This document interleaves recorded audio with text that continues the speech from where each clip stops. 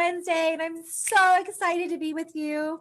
And I have a super special guest on with me today. I'm just going to shut everything down so the streaming is really seamless because we don't want anything to interrupt the special time together today. Love it.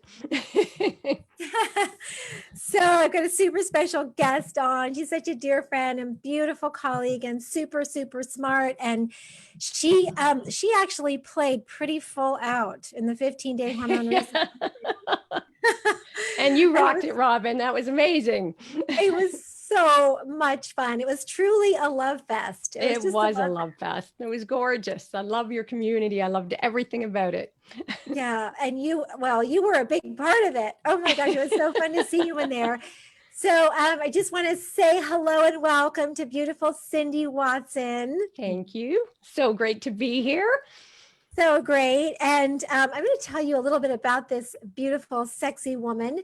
Today's Hormone Breakthrough Wednesday is a little bit different. So it's not directly related to health or hormones, but we're going to tie it back because this group, the Natural Solutions for Hormone Balance Group, Sisterhood, is all about becoming the CEO of your own health. Right? It's taking charge. It's understanding what it takes to be healthy. It is going from fear to rock solid confidence, even in the face of adversity. And that's what this talk is all about today, is how can we stand in our power even more with everything that's going on? How can we be our bright, shining light anyway? And so Cindy Watson is the founder of Women on Purpose. How cool is that? And she's the creator of the Art of Feminine Negotiation program. She's also founder and managing partner of Watson Labor Lawyers as an attorney specializing in social justice law for the past 30 years. She's an international speaker, award-winning author, and consultant, and she's known for her passion, commitment, and ability to inspire.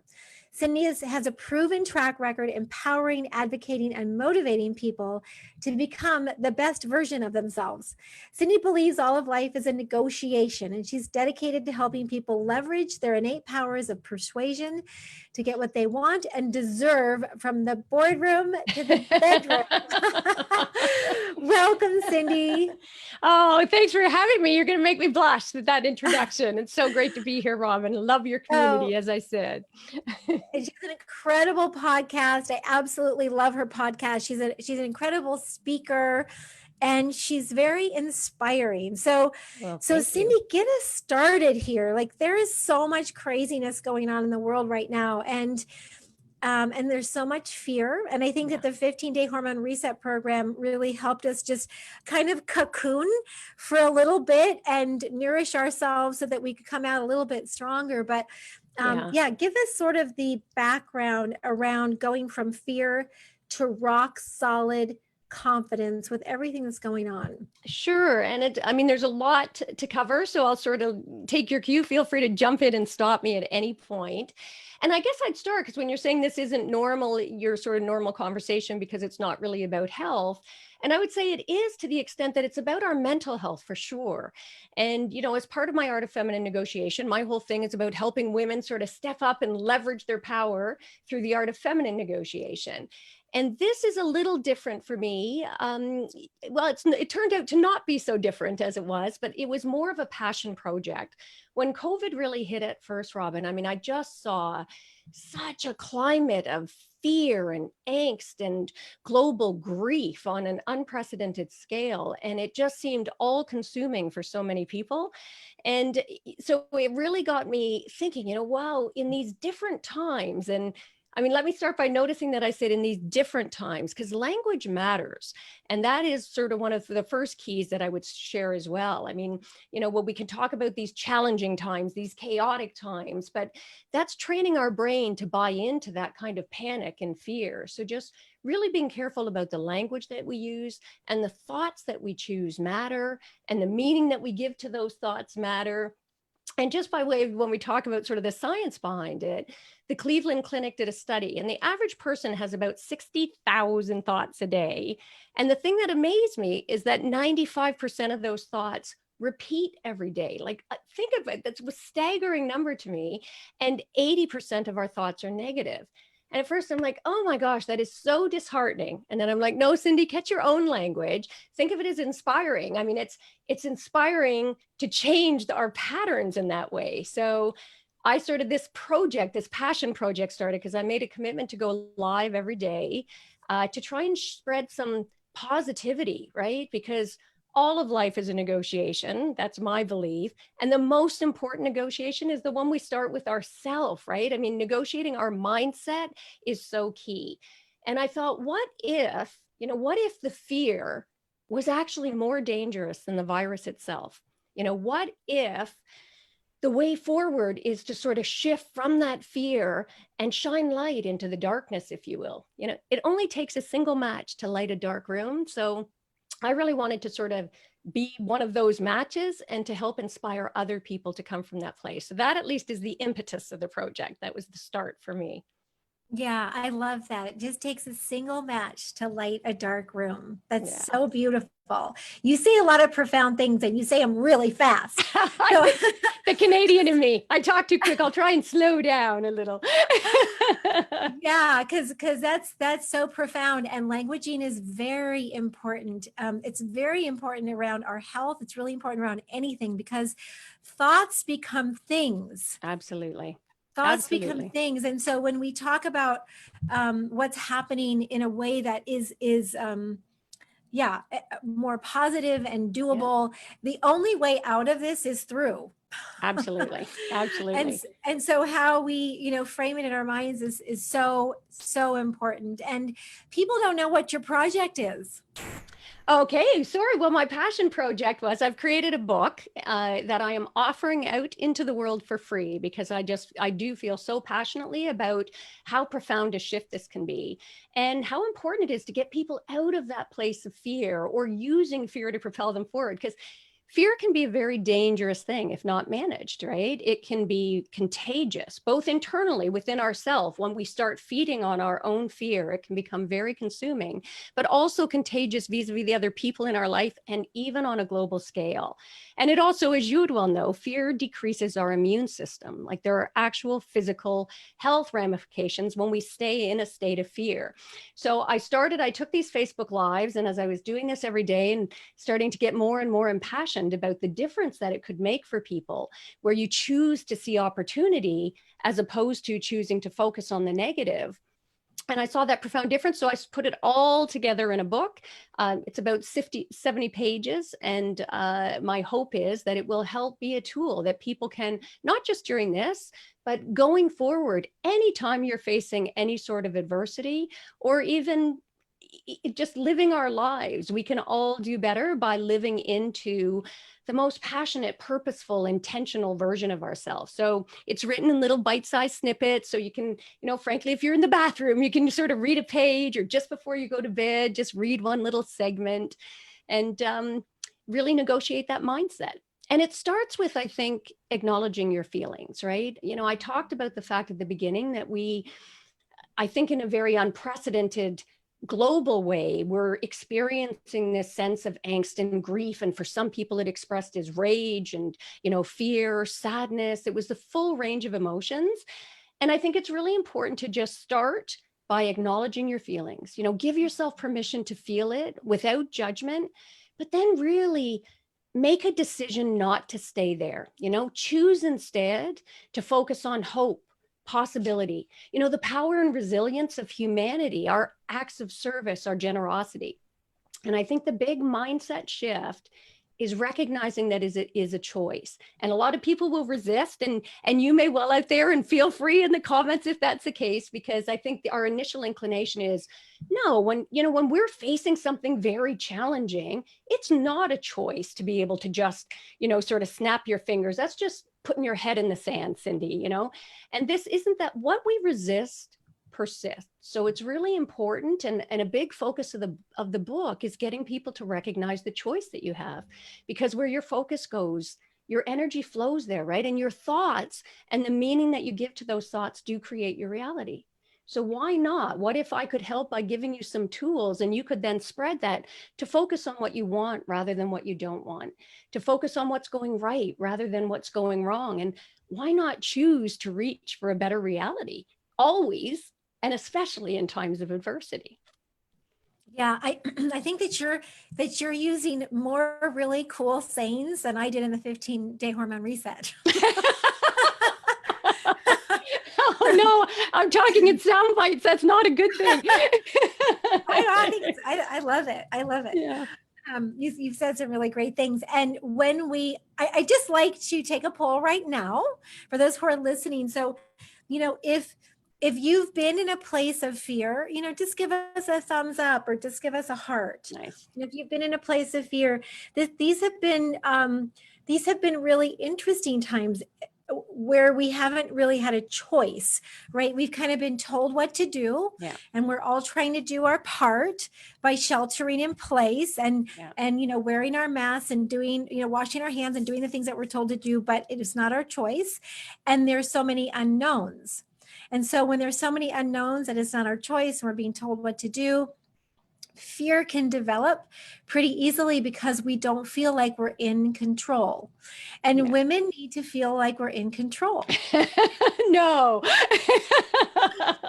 Right? Even though we have no control over any of it, we all need to feel like we have some sense of control. And so it's been a hard time. And I've talked to some of my friends and they said, oh my gosh, this has been, the worst thing for them, staying inside and not having a choice and not being able to go out. And it's been very stressful. Yeah. So along with the fear, there's been so much stress living with people who, you're not used to living with, or, maybe you lost your job, or maybe your hours were cut back, or maybe you have to work at home, and you've been like forced to be at home with your husband or your partner who you only thought you would have to deal with in retirement, but now you're having to do a trial retirement right now. Yeah, and you're not prepared. You're totally not prepared. And so when Cindy talks about fear, we talk about the time being way more stressful.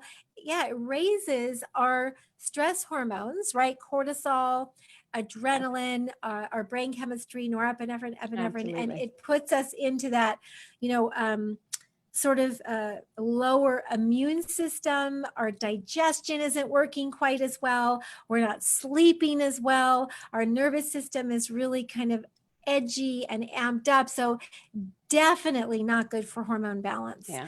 Definitely not good. So Cindy, how can we flip the switch from fear and angst to rock solid confidence? Okay. Like, what are just a couple of tips? Yeah, and let me jump in and give you some tips. And I'll start with, because I love that you talked about that control piece, because that is such an important piece of it, right? And there's this beautiful quote that I love, and it's, between stimulus and response, there's a space. And in that space is our power to choose our response. And in our response lies our growth and our freedom. Because our experiences in life come from the emotional reactions that we have to those experiences, right? It's not really the experiences on their own, which is why, two different people can have the same experience and dramatically different sort of reactions to it, because it's that emotional reaction that you bring.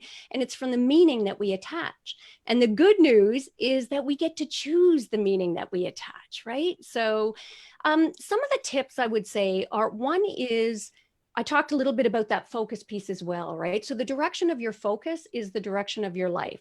So one of the tips I give is getting a new perspective. And there are 3 different perspectives that I sort of suggest, but I'm sure you can come up with more, and by all means comment and weigh in on this. Absolutely. One is getting an upward perspective, right? So I call that the hot air balloon perspective, because often when we're stuck in the mire right down here, it seems like the worst possible thing. Think back in your life, in elementary school, oh my gosh, this is so hard. You get to high school, all of a sudden university, or whatever your life experience is. Then you get out in the work world and it seems terrible, but it's so much harder. If only I knew back then what I know now. And so I really invite you to think about just elevating yourself up in a hot air balloon. Go up, up, up. Think of the first time on Earth we saw the picture from NASA. It was that perspective, right? That iconic picture of our gorgeous Earth. And it's so profoundly changed how people look at this beautiful planet we live on. So I invite you to get that hot air balloon approach where you can lift yourself up and take a look at where you just came from and where you are, and get it in perspective and say, okay, this seemed like the most horrible thing, but when I get up here, there's so much beauty around. There are so many gifts out there. People are being, Mother Nature is getting a chance to reprieve. And this is just the COVID, but this is for any area of your life, frankly. So getting that height to give yourself a perspective to appreciate all the beauty or the opportunities or the gifts or the choices, or even just get your problems in perspective. Think about what you consider to be your problem just before COVID hit. And then all of a sudden COVID hit, or some other crisis in your life. My daughter got diagnosed with a heart defect as a baby, and suddenly my world became this big. And all those problems that I thought were this huge suddenly seemed so inconsequential. And again, weigh in if you've had those moments. We all have. And the opposite sort of perspective shift on that, the second one I recommend, I call it the submarine periscope perspective.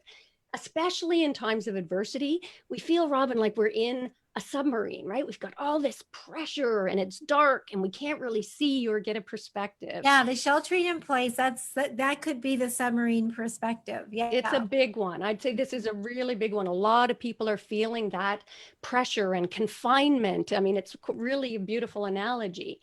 So just while you're in this space, make sure to shoot your periscope up, right? Get a periscope up to get a perspective. Unlike the hot air balloon where you're looking down to see the breadth of it, in our submarine, our worlds get this big, as you were saying, Robin, with your husbands or with your kids, and we're in this pressure cooker, if you will. So just shoot that periscope up and, let yourself take a look around and see the air and take a breath, frankly, take that moment to be able to get that. And the last perspective is just that looking backwards and forwards, right? I actually do think in any adversity, and this is no exception, it gives us a moment to pause when we can let ourselves get intentional about making that choice and look back and go, okay, where have I been? Where am I coming from? How did I show up, for example? Who was I? What was I doing? Was I on a path that really brought me joy and fulfillment? Was I living my life on purpose? And then you get to see where you're at now. And now every moment of every day, you have a choice to look forward.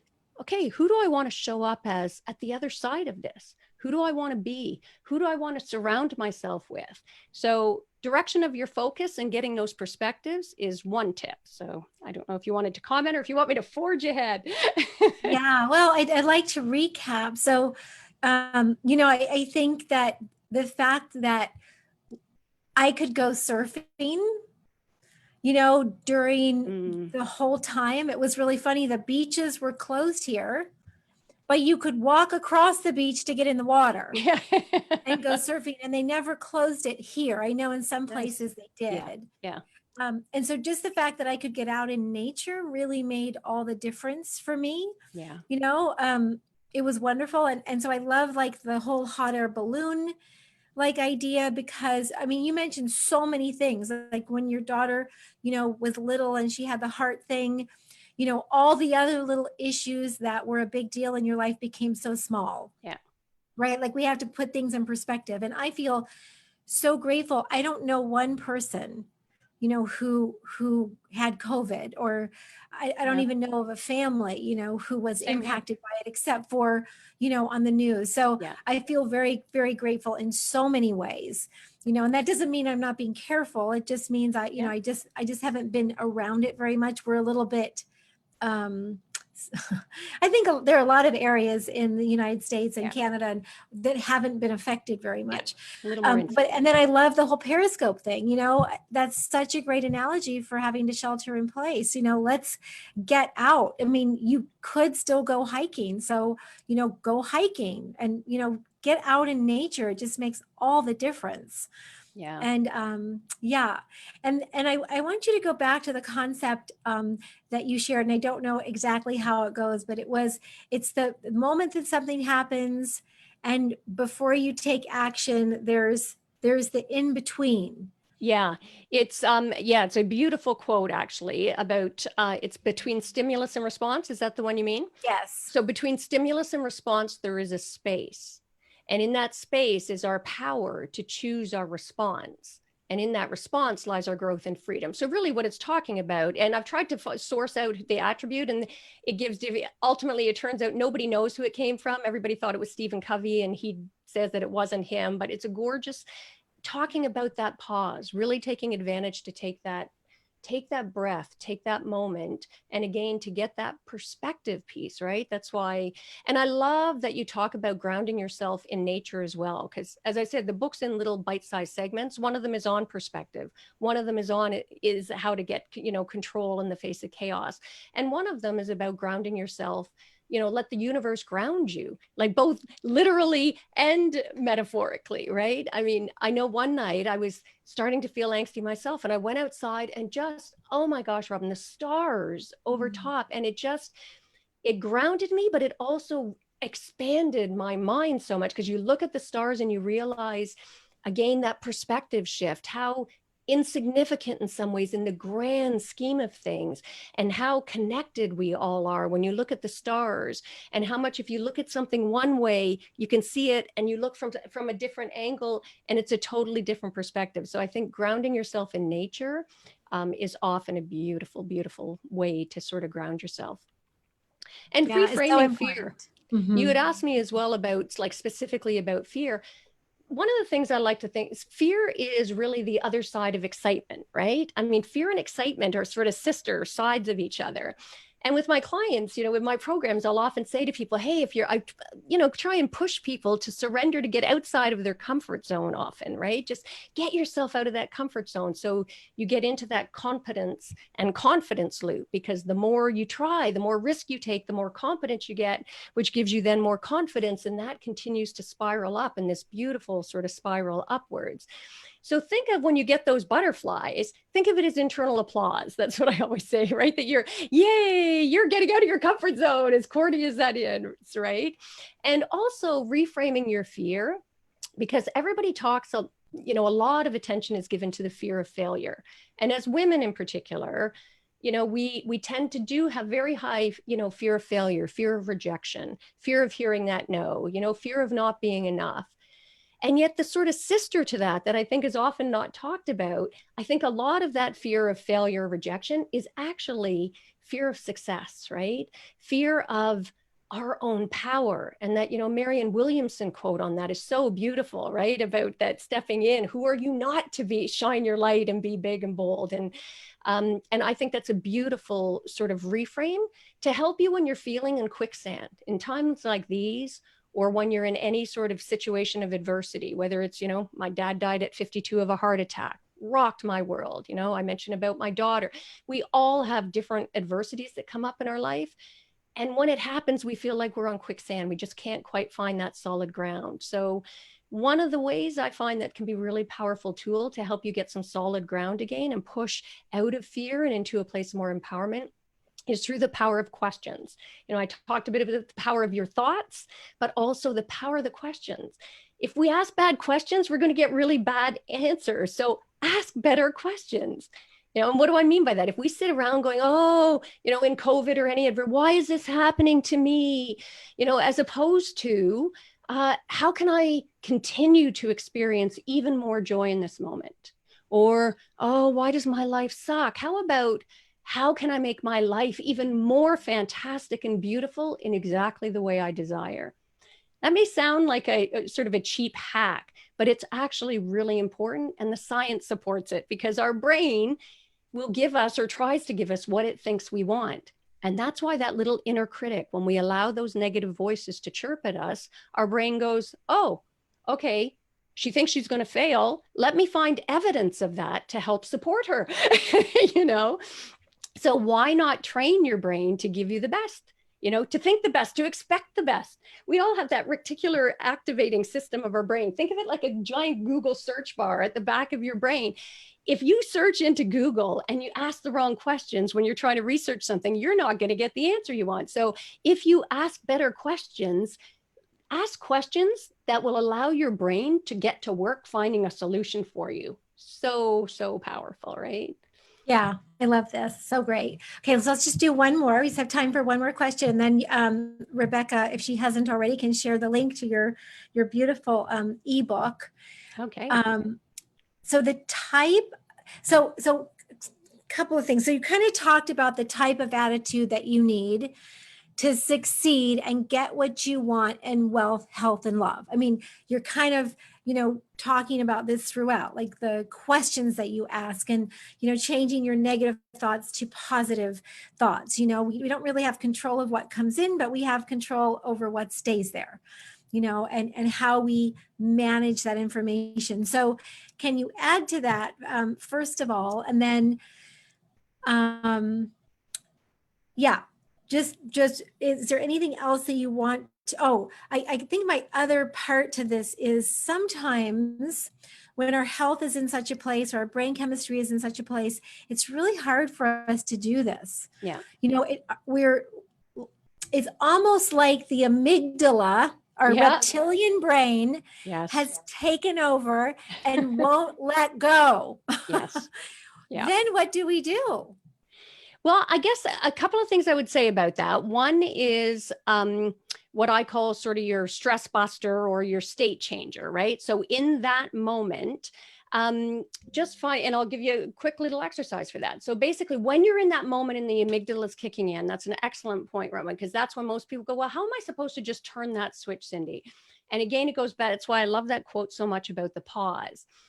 First, just find it in your body. Like always take that pause. So as soon as you feel that amygdala kicking in and you feel that angst rising or your heartbeat racing or however it shows up for you, then just take a moment and literally find it in your body. At first you'll go, oh, it's everywhere. My head feels like, but if you actually allow yourself to just take that pause and take a moment, you'll feel it somewhere more than others. For some people, it's the temple. For some people, it's in their heart. For some, it's that solar plexus and they can't get there, but whatever it is for you, there's no right or wrong here. It's a beauty, just getting in touch with your own body. Find wherever that feeling is in your body.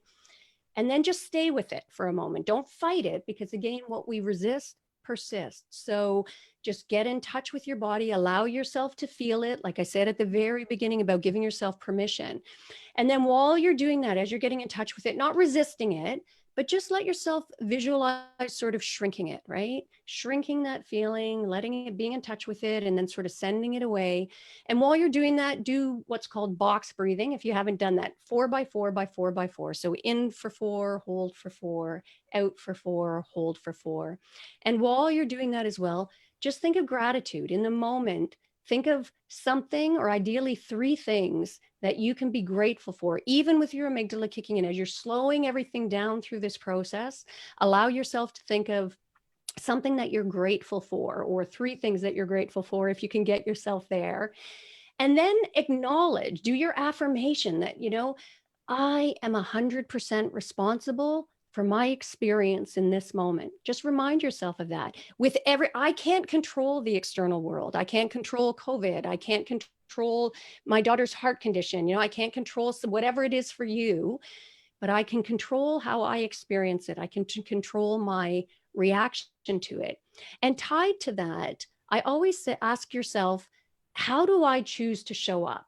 And I really encourage people to pick 3 words so that you have them readily available for when the amygdala kicks in, right? So what 3 words best describe the qualities that you want to be known for and seen as? And there's no right or wrong answer. They're your words. It could be compassionate, present, bold, inspiring, courageous, joyful, grateful, whatever it is for you.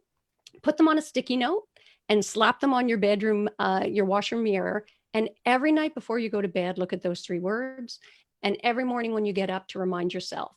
And you can even put them as an alarm in your phone so that throughout the day, they just pop up at a day when your energy lags, or when you're normally, if you're going to go into a meeting that is likely to trigger you, have those words ready to remind you. And even just have a trigger. For me, I touch the door jamb. So say I was coming from a high stakes, intense litigation day in my law practice. As I'm coming home, I just touch the door jamb, take that second to ground myself and ask, okay, who do I want to show up as when I walk through this door? Total game changer. So I love that. And I love the 3 words. They're my favorite. yeah. You can change your 3 words, So as the year goes on, if you want 3 new words, you can Absolutely. change them up. So it's however you want to show up. And it's cool. I think put them on your computer, put them everywhere so that you can see them. Yeah. And you can change them up for a particular meeting or whatever, right? So yeah, and this project is a little different for me. Like, I mean, I'm normally talking about sort of leveraging your power and sort of tactics in terms of negotiating, but I realized the two are more connected than I thought, because so much of my program, like the Art of Feminine Negotiation, is all about not bringing that masculine energy, but recognizing the strength we have through our intuitive sort of feminine traits, if you want. It's not male, female, it's that masculine, feminine energy. And this is all about that, negotiating your mindset to come from a grounded place where you can show up consistently as the best version of yourself to get the most out of life. Yeah.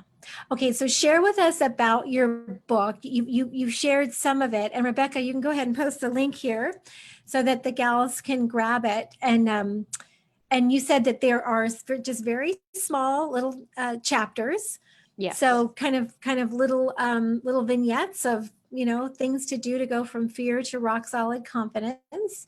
And is there anything else that you want the ladies to know about your book? Well, about the book, I would just say, like, you've got a lot of different exercises in there. There's a little segment on gratitude, a segment on strength and service. There's a segment on that state changer, using humor as an antidote, worry busting, and giving you a number of different strategies, because no one thing works for all of us. So I normally try to give a few examples. So, whether it's a worry dump or challenging or different options, right? And things like the new currency, we maybe coming through this, instead of focusing on money, our new currency can be love or compassion or whatever we choose as a currency. So the book is a free resource. I encourage you not only read it, reread it. I hope it's a tool you go back to over and over again, but share it. Like, really, please feel free to share it widely. It's one of those, I don't care what you do for a living. I can't imagine that somebody wouldn't be able to find some nugget of value to help ground them to face adversity. And also, as always, feel free to direct them to my website. I have all kinds of other free resources as well about negotiating your life. This one's a much more substantive. I mean, I hesitate to even call it an ebook. It's like I say, it's 70 pages long. So, but definitely I have shorter sort of books as well about no fear negotiating, and the 5 secret weapons to being an effective negotiator. So knock yourself out. Regular blog posts on all of those issues as well. But this is my baby. Cindy's a rock star when it comes to getting what you want, and that's really what we're all about, is getting what we want when it comes to our health, but also asking for what we want in all areas of our lives, and really figuring out how to get it. Like, that's our journey. Yeah. Thanks. Yeah, my biggest wish is just for your listeners out there, just I wish for you to be able to step into a life where you can take advantage of that pause, that space, and make choices that enrich your life. That's really what it's all about. And Cindy, remind me, are you in this Facebook group, the Natural Solutions for Hormone Balance? Do you remember? Yes, I should be. And I will double check that, because I know double check, because if you have any questions for Cindy, you can just post them here in the comment section, and I know she'd be happy to answer them for you. Absolutely. And her book is such a beautiful gift. She's been talking about it for a little while now. She's been working so hard on it, and just wants to give a gift to all of us, and to anybody who you want to share it with, just to help us not just get through, but to really shine through these times. Not to like hunker down, but to really be ourselves and show up in a really powerful way. And so we're just really grateful that you joined us today and shared some of your tips and secrets, and then this beautiful book with us. We're really grateful. Oh, thank you for having me. It was my pleasure. Yeah, let's give Cindy a whole bunch of hearts, and big kisses. Mwah. Thank you, Cindy. Thank you. And thank you for the work you do, Robin. You're welcome. And thank you all for showing up. In fact, congratulations for showing up on behalf of yourself and continuing to take that crazy, awesome next step towards towards feeling fabulous. That's the end game, is feeling fabulous and keeping it there. Love it. All right. Bye, everyone. Take care.